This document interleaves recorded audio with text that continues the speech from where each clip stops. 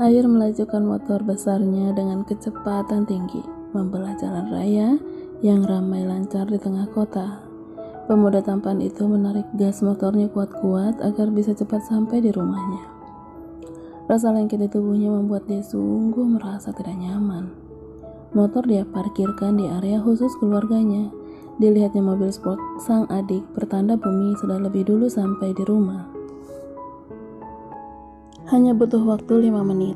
Akhirnya dia sampai di depan pintu apartemen. "Mah, Mama, Kakak," panggilnya seperti biasa. "Kemana sih? Sepi banget," gumamnya sambil terus berjalan ke arah tangga. Kaki panjangnya melangkahi satu persatu anak tangga hingga ujung. Dia berhenti tepat di depan kamar kembaran pertamanya. "Kangen ya, Yang." Sadar akan suara hatinya sendiri, ia langsung tersenyum kecil, merutuki kekonyolannya yang sudah menyebut nama gadis kesayangan adiknya itu. Langkah dia lanjutkan menuju kamarnya sendiri, melempar tas punggungnya ke atas ranjang, kemudian masuk ke dalam kamar mandi. Air membuka seluruh pakaiannya. Tubuh tinggi putih polosnya kini sudah berada di bawah kucuran air shower yang begitu dingin. Tapi dia sangat menikmatinya sambil memikirkan banyak hal termasuk nikah. Beneran gue nikah? Gue beruntung apa sial kalau begini? Kenapa harus nikah karena salah paham? Males banget gue dibikin lecet sama si hujan deras. Air terus saja bergumam sembari memegang miliknya yang sedikit menegang. Tok tok tok. Pemuda tampan yang masih terlilit handuk sebatas pinggang itu langsung menoleh ke arah pintu saat mendengar ketukan pintu. "Masuk," sahutnya sambil membuka pintu lemari untuk mengambil kaos oblong rumahan. Ceklek. Bumi membuka pintu dengan pelan, menyembulkan kepalanya untuk mencari keberadaan sang kakak. "Ada apa?" tanya si sulung kepada adiknya yang belum juga masuk. "Kakak dari mana? Gak kuliah?" Bumi balik bertanya sambil berjalan mendekat, kemudian duduk di kursi meja belajar kakaknya. "Enggak," jawabnya singkat. "Tumben ngilang gak ada kabar. Aku tanya Yayang juga dia gak tahu," ucap Bumi sambil memainkan buku yang tersusun rapi. "Hari ini off di room chat." Usai memakai pakaian lengkapnya, Air duduk di tepi ranjang berhadapan dengan Bumi. Dia meraih ponselnya di dalam tas yang tadi dia lempar. Menggeser layarnya, kini terlihat ratusan chat dan puluhan panggilan tidak terjawab yang tak dari siapa saja. "Ada kejadian apa tadi pagi? Semua tanya aku loh," tanya Bumi lagi, tapi belum juga dijawab karena Air terlihat fokus pada ponselnya. "Kak." "Hah? Apa?" Air sedikit terkejut saat dia dipanggil lumayan keras oleh Bumi. "Tadi pagi ada drama apa di parkiran? Kakak diseret sama cewek yang satu fakultas kedokteran itu?" Bumi mengulang pertanyaannya, namun kini lebih diperjelas. Iya." Keduanya kembali terdiam beberapa saat, sampai akhirnya Air menanyakan sesuatu kepada Bumi. "Yayang pulang kampung?" Pemuda pendiam itu mengangguk. Wajahnya berubah sendu, kemudian sedikit menunduk. "Neneknya meninggal dan dia bakal beberapa hari di sana." Bumi mengernyitkan dahinya. Tatapan sedikit tajam dia berikan kepada sang kakak. "Sedetail itu dia kasih tahu kakak?" tanya Bumi. Air mendongakkan wajahnya untuk melihat Bumi yang berbicara sedikit ketus kepadanya. Perubahan sikap nada bicara dan garis wajah sang adik membuat dia tergelak. "Iyalah, biar anak-anak jalanan gak nyariin dia. Nanti kan aku bisa kasih alasan kenapa Yayang gak bisa datang. Sama sekalian buat cari catering di tempat lain juga." Bumi tersenyum tipis. Dia lupa akan kedekatan gadisnya dengan kakaknya itu. Hanya sebatas teman untuk para adik-adik asuh mereka di jalan. "Jangan terlalu cemburu. Kalau aku mau, mungkin udah dari dulu. Tapi..." Bumi melangkah keluar dari kamar sang kakak dengan membawa banyak tanya dalam benaknya. Tak ada jawaban yang dia dapatkan dari semua perkataan Air yang bagaikan teka-teki. Pemuda yang begitu mirip wajah dan tubuhnya itu seperti memberi ia peringatan yang dia sendiri belum mengerti maksudnya. Tangan panjang Bumi meraih ponselnya di atas nakas untuk menghubungi Kahyangan. Hubungan yang memang baru terjalin beberapa hari mengharuskannya untuk lebih mengenal sosok gadis penguasa hatinya itu. Senyum terukir di sudut bibirnya saat nama ia yang tertera di layar ponselnya. "Yayang, Bu, aku akan pulang lusa nanti." Satu notif pesan segera dia buka, kemudian dibacanya dengan seksama.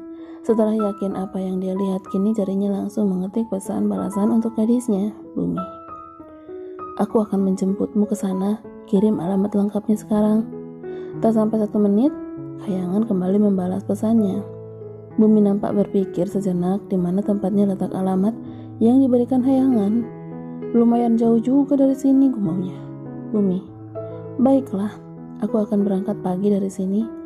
Keduanya saling bertukar pesan sampai larut malam. Kebiasaan Bumi kini berubah drastis.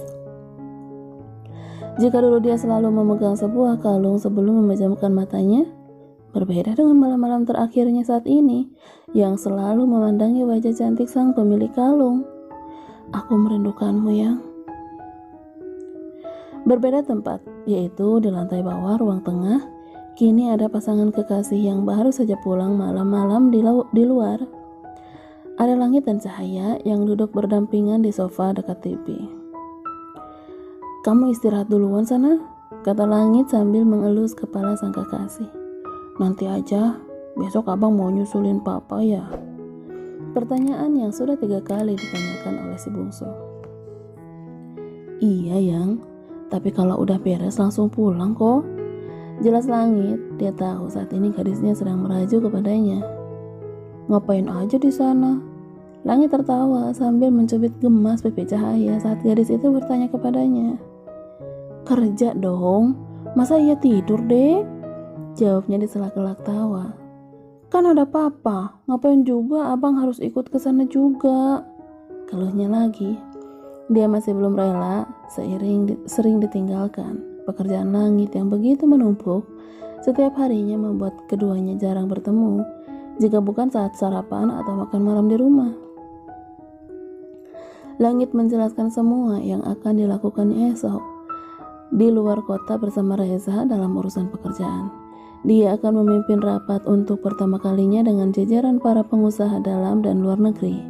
Ilmu yang dia dapat selama menjadi mahasiswa terbaik akan diperhitungkan di depan banyak orang, termasuk calon mertuanya. "Doakan abang agar esok semua berjalan lancar tanpa kurang satu apapun," pinta Langit kepada Cahaya.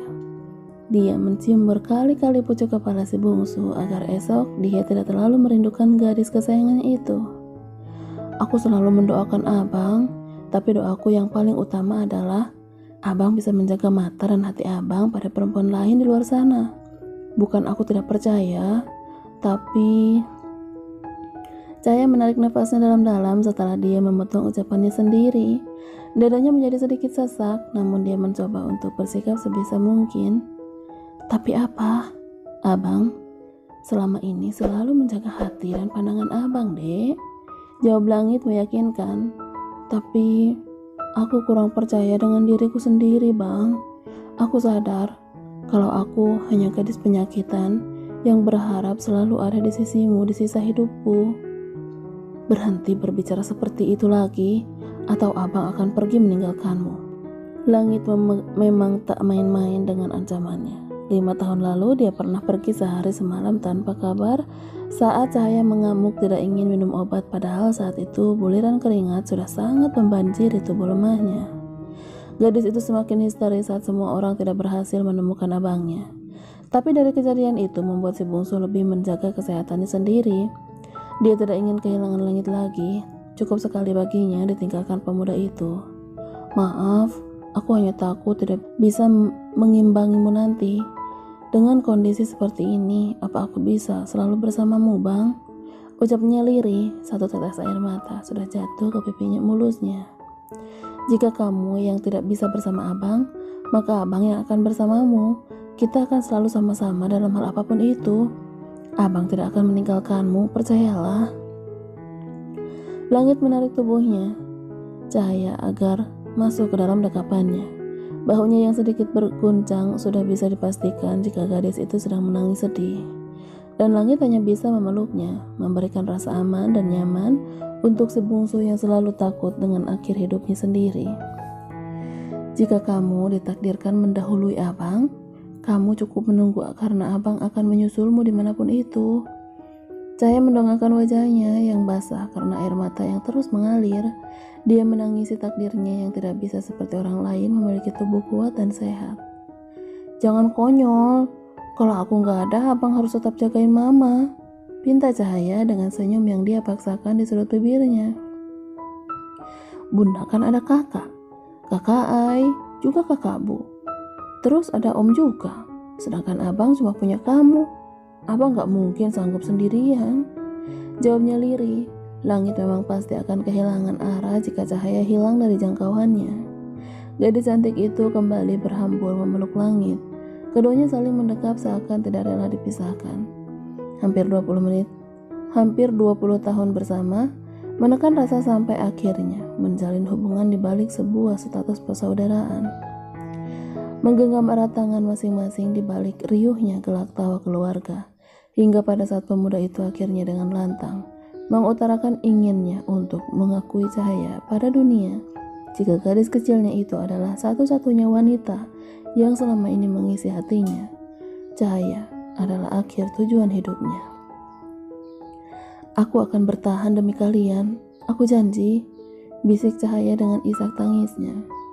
Berjanjilah, abang mohon, berjanjilah, balas langit yang juga berbisik. Dia menangkup wajah mungil itu dengan kedua tangannya. Diciuminya dengan bibir bergetar, menahan perasaan takut ditinggalkan. Jangan buat pengorbanan kami sia-sia hanya karena kamu putus asa. Jika kamu lelah karena rasa sakitmu, bangkitlah, gapai kesembuhanmu. Kami akan selalu ada, merentangkan tangan bila kamu lagi dan lagi terjatuh. Langit mengucapkannya sambil menangis, bahkan dia berkali-kali menjeda ucapannya sendiri, hanya untuk menarik nafas yang begitu menyesakkan dadanya dan menggigit bibir bawahnya agar tangisnya tidak bersuara. Cahaya hanya mengangguk, dia tidak sanggup berkata. Emosi langit membuat dia percaya jika pria itu akan selalu berada di dekatnya. Dalam keadaan apapun, mungkin juga di ujung waktunya nanti. Keduanya saling menghapus air mata dan berjanji tidak akan pernah membahas hal ini lagi. Di kemudian hari, langit menarik kembali tubuh Cahaya dalam pelukannya sambil berbisik lirih. Aku akan menjadikanmu pengantin wanita tercantik di dunia ini. Air bergeliat kecil di balik selimut tebal saat sang mama memukulinya dengan spatula yang sengaja Melisa bawa dari dapur. Bangun kak, cepetan. Adekmu udah mau sarapan, kamu masih mimpi. Ada kuliah pagi malah begadang. Kesempatan gak ada papa kan? Ayo cepet bangun, terus mandi. Dengar gak sih kak? Melisa terus saja mengomel sambil menarik selimut, bantal dan kaos anak sulungnya itu agar cepat membuka matanya karena matahari sudah sangat tinggi menggantung di langit.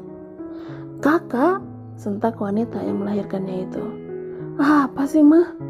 Saut Air dengan suara serak khas bangun tidur. Ia yang baru sempat terlelap kurang dari 2 jam benar-benar tidak merasa dan mendengar apapun. Jam berapa ini kak? Ya nggak tahu, kakak lagi tidur mana lihat jam sih? Mama lihatlah sendiri. Sautnya kembali memeluk guling pisang kesayangannya. Ya ampun, kamu bikin mama marah ya kak? Air menoleh. Dia memaksakan membuka matanya yang seakan rapat dan lengket. Masa kakak tidur bisa bikin mama marah sih? Udah siang ganteng, yuk bangun. Melisa merendahkan lagi nada bicaranya. Mengomel memang tidak pernah mempan untuk si sulung. Tapi jika sedang kesal, cara itu satu-satunya yang bisa membuat wanita 3 anak itu merasa lega setelahnya. Dari 4 anaknya memang hanya Akhir sedari dilahirkan yang selalu menguji emosinya. Dia berubah menjadi wanita yang bisa mengoceh berjam-jam hanya untuk putra pertamanya itu. Walau dia sendiri tahu ocehannya tidak pernah didengar dan akan berhenti jika sudah diberikan ciuman di pipi. Udah mah, ntar mama capek ngoceh terus. Anak pertama dan cucu pertama keluarga Rahardian itu akhirnya pasrah dan bangun dari tidurnya. Melangkah malas menuju kamar mandi untuk bersiap membersihkan diri. Usai mandi dan berpakaian lengkap, pemuda yang kini sudah terlihat tampan itu bergegas ke arah dapur untuk sarapan. Masih ada 35 menit lagi sebelum kelas dimulai. "Mah, kakak jalan ya?" pamitnya setelah menenggak habis susu yang sudah dingin. "Hati-hati di jalan, jangan ngebut ya," pesan Melisa untuk si sulung. "Siap, Mah," balasnya dengan mimik wajahnya yang kurang meyakinkan. "Jangan nakal," ancam Melisa. "Nggak ngebut, nggak nyampe, Mah," kakaknya sambil tertawa kecil, kemudian mencium pipi sang mama dan berlalu dengan sedikit berlari. Adanya pembangunan jalan baru dan 2 kali terjebak di lampu merah membuat perjalanannya menuju kampus sia-sia. Karena dia telat 20 menit. Air membuka helmnya saat dia sudah memarkirkan motor besarnya di tempat biasa. Ada beberapa mahasiswa yang baru datang juga sama dengannya. "Baru datang, Ai?" tanya temannya, tapi berbeda jurusan. "Iya, telat gue," jawab Air sambil merapikan rambutnya. "Oh, ya udah, gue duluan ya." Air hanya mengangguk. Dia turun dari motornya, membuka jaket dan meletakkan helm. Langkahnya langsung dia belokkan ke kantin karena perut kosongnya mulai minta dimanjakan. Selama dia berjalan ada saja yang menyapanya, termasuk para kekasihnya yang hanya dibalas senyuman dan kata iya, nanti ya. Ia sedang tidak ingin berbasa-basi apalagi meladeni para gadis yang sebenarnya tidak pernah ada di dalam otaknya. Ada senyum di ujung bibirnya saat kedua matanya menangkap sosok gadis yang 2 hari ini mengacaukan hari-harinya. "Heh, calon istri, temenin gue tidur yuk." Hujan yang sedang menyeruput jus stroberi kesukaannya harus tersedak saat mendengar ajakan Air yang bagai petir di telinga kanannya. Tangannya dengan santai merangkul bahu Hujan yang duduk sendiri menikmati waktu istirahatnya. Air cemburan, itu kalau ngomong disaring dulu, bisa gak sih?" sentaknya kesal sambil menoyor kening pria di sampingnya itu. "Jangan Hujan deres, yang gak pakai gerimis dulu, itu kalau jawab bisa sopan dikit gak sih?" balas Air sembari memencet hidung minimalis Hujan. Gadis itu langsung melepaskan tangan Air dari hidungnya karena sulit bernafas. "Bisa mati gue," cerca Hujan.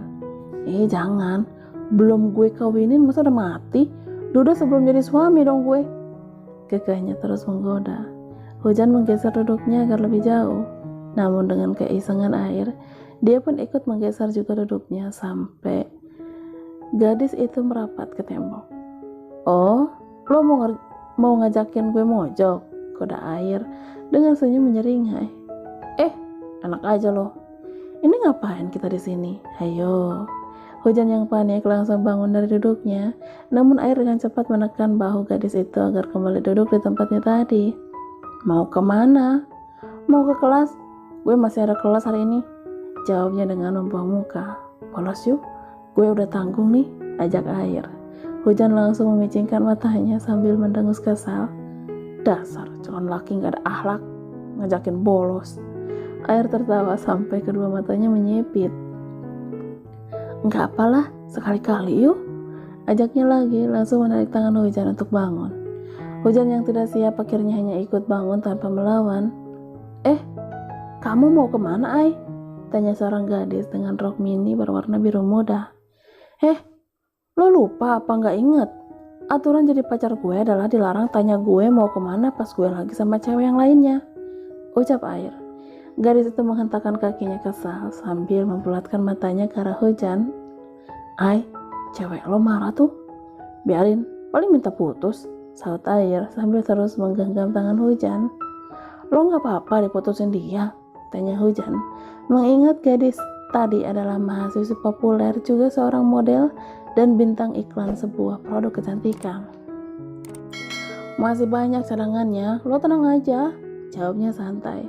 Plak. "Au, apa sih?" Hujan menarik tangannya dari genggaman Air. Setelah memukul pemuda itu dengan tasnya. "Gak punya hati banget sih jadi orang. mengomel hujan yang tidak suka dengan jawaban air. Air yang tahu jika gadis di hadapannya itu sedang marah hanya bisa menghela nafasnya berat. Gak usah mikirin perasaan pacar-pacar gue, dari awal udah tahu konsekuensinya. Lagian kebanyakan mereka yang deketin gue dulu. Jelas air apa adanya. Ya tapi gak gitu juga, protes hujan. Air kembali menarik tangan hujan menuju parkiran motornya. Dia mengambil jaket untuk dikenakan oleh hujan. Nih pakai. Meski ragu, gadis itu meraihnya dan langsung memakainya, walau sedikit kebesaran. Tidak lupa, air juga memakaikan hujan helm di kepalanya. Dia yang baru pertama kali diperlakukan seperti itu, sempat mundur satu langkah. Kenapa? Tanya hujan saat dia melihat wajah gadis itu berubah kemerahan. Enggak apa-apa. Jawabnya membuang muka. Air yang tahu hanya tersenyum kecil, lalu memakai helmnya sendiri. Setelah keduanya naik dan air menyalakan mesin motornya, hujan masih menyempatkan diri untuk bertanya, kita mau kemana? Kita ke kos-kosan. Hujan yang tadi sedikit mencondongkan tubuhnya agar bisa mendengar jawaban dari air kini menegakkan tubuhnya lagi. Pegangan, tar lo ketinggalan di jalan. Kekeh air yang sudah bersiap menarik gas motornya. Gadis dengan rambut sebahu itu diam sesaat ketika air mengulurkan tangannya ke belakang. Dengan ragu akhirnya dia pun menerima uluran itu. Tangannya kini sudah melingkar memeluk pinggang air. Gadis itu merasakan debaran yang luar biasa saat tubuhnya begitu menempel di punggung orang yang selama ini selalu memancing emosinya. Bahkan seringnya mereka berdebat seperti sudah menjadi makanan sehari-hari. Motor berhenti di depan sebuah bangunan berlantai 2 dengan pagar berwarna putih yang sedikit terbuka. Ada seorang satpam yang langsung membuka pintu gerbang saat air menekan klakson motornya. Wah, baru kesini lagi, Den? Sapanya ketika air membuka helm. Iya, baru sempet, Mang. Jawabnya sambil membuka helm di kepalanya. Ngapain kesini? Tanya hujan yang bingung bercampur takut. Lo gak inget? Tadi gue minta lo buat nemenin gue tidur. Hujan membulatkan matanya. Tanpa mau berkata lagi, dia sudah bersiap untuk pergi. Lo mau kemana? Tanya air sambil menarik lengan baju hujan. Pulang, ngapain gue nemenin lo tidur? Emang gue cewek apaan? Sentaknya dengan wajah merah pada menahan kesal. Cih, otak lo lagi gak mikir mesum kan? Gadis itu membuang muka untuk menutupi rasa malunya yang sudah berpikiran terlalu jauh. Mang, ketoprak 2 ya? Teriak air pada pria parubaya yang tadi membuka pagar. Air kembali menggenggam tangan hujan menuju bangunan 2 lantai yang berdiri kokoh dengan jajaran pintu berwarna putih. Lo gak mau nanya sama gue? Kata air sambil terus berjalan. Nanya apa? Ini pasti punya lo kan? Air menoleh sembari tersenyum dan menganggukkan kepalanya. Di lantai 1 nampak begitu sepi, beberapa pintu masih tertutup rapat, namun ada juga yang terbuka. Tante Susi, sapa air sambil mengetuk pintu bernomorkan 7. Si kakak, saat seorang wanita dewasa berpenampilan sangat terbuka, membuat para lelaki mungkin akan menelan salipannya jika melihat. Tapi tidak dengan air, dia malah menertawakan wanita itu. Si tante masih belum beli baju juga, haha. Haredang kak, sahutnya sambil menepuk bahu air. Tunggu dulu ya. Wanita itu masuk ke dalam kosannya dan kembali setelah 2 menit. Nih, hitung dulu, ucapnya sambil menyerahkan amplop berwarna coklat kepada air. Enggak lah, kakak percaya sama tante. Tante kalau bayarnya lancar, makin cantik loh, auranya lain gitu dilihatnya. Puji air sambil tersenyum lebar. Dasar berondong nakal. Kamu muji apa nyindir tante sih? Air tertawa sambil menghindari serangan wanita yang merasa gemas dengannya. Air memang selalu ramah pada siapapun, termasuk orang-orang yang tinggal di kosannya. Dia tidak pernah marah saat para penghuninya telat membayar uang sewa jika benar-benar tidak ada. Sepi ya, Ai? Kata hujan saat menaiki tangga menuju lantai 2. Kalau pagi ya gini, kan pada kerja atau kuliah. Sahutnya sambil berjalan pelan. Gak ada yang rumah tangga gitu. Air menggelengkan kepalanya. Ada, tapi bukan yang di sini. Yang bagian 5 pintu, agak jauh dari sini. Jelasnya kepada Hujan. Dengan tangan masih saling menggenggam, Air kembali mengetuk satu pintu bernomor 12. Mbak Nuri, panggilnya pelan. Mbak Nuri, ceklek. Seorang gadis cantik berambut coklat keluar dari balik pintu. Parasnya begitu manis dan anggun. Terdapat lasung pipi juga saat dia tersenyum. Mbak tungguin dari kemarin, Kak, ucapnya langsung. Kemarin banyak urusan, baru bisa kesini, jawab Air sambil menerima amplop berwarna putih dari tangan Mbak Nuri. Makasih ya, Mbak. Sama-sama, Kak, balasnya yang laki-laki tersenyum. Kakak ke kamar dulu ya, gak kuat lama-lama di sini. Disenyumin sama Mbak, kata Air sambil terkekeh. Dasar.